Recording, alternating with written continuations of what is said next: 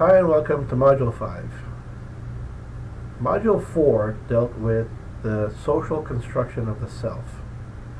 In many ways, that's the beginning of a very micro perspective in sociology, because while we might talk about society and structure, which requires a macro view, the individual, or the self, is about as micro as it gets from a social perspective.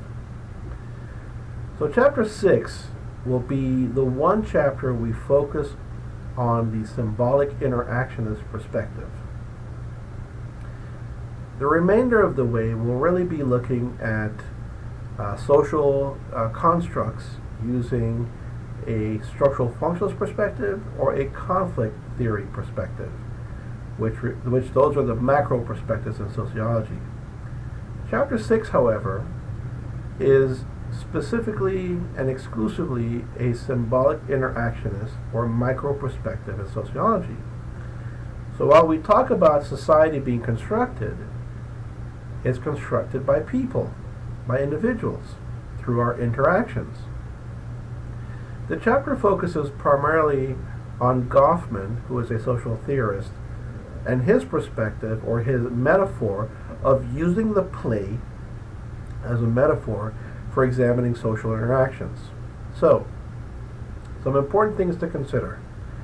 Dramaturgy, using the word drama, is really a sort of a methodology of how to examine social interactions.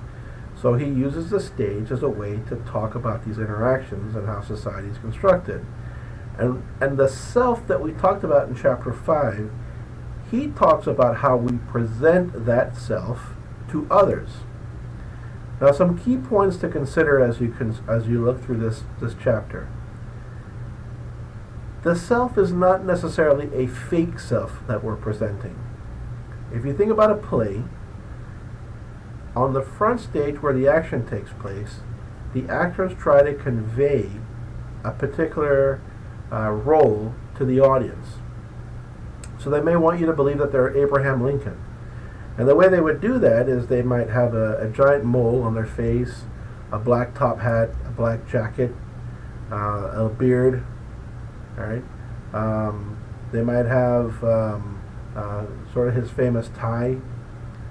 And in some ways, if they can talk as in a way that we imagine Lincoln to talk, we would believe that performance. Many times when we interact with each other, we're doing the same things. We're trying to present ourselves in the way that is most important in that moment. So for instance, it doesn't mean the best way possible. It means the way that we want people to see us in that moment. So for instance, you might be personally afraid, but if your child or your younger brother is with you and you need them to be reassured, you may act in a way that conveys bravery or at least calmness. So the last thing we want is for your dad to say, "I've lost my job," and for him to start crying and weeping, because then we're going to freak out if we're little kids, right? So Dad would say, "Hey, look, everything's going to be okay." Even if he didn't personally believe it, he's trying to convey some strength, some stability, okay? The classic example, of course, when we think about how we present ourselves is at a job interview. It's not that we're dumb, but we certainly try to cast ourselves in the best possible light. So it's a performance, is what Goffman says, going back to his perspective. The last example I want you to think about is in terms of prison. In normal society, we don't want to present ourselves necessarily as scary, okay? But in prison, you might want to present yourself as a scary person. Why? Because it will keep you safe. So what we see is, for Goffman, presentation of self isn't about lying or misrepresenting yourself. It's about presenting that part of yourself, because none of us are either safe all the way or scary all the way. We have moments where we can be scary to some people or angry, and we have moments where we can be safe or calm, right? Just like we don't We're not always perfect, right? We curse sometimes, we're profane, or maybe we tell like a slightly off-color joke. But there are times when we're very capable of being very polite and very sensitive. So for Goffman, this presentation of self that he talks about is really about presenting the self in that moment with another person that is in your best interest. So this is what I want you to consider as you go through some of the assignments that we talk about, that we have available to us.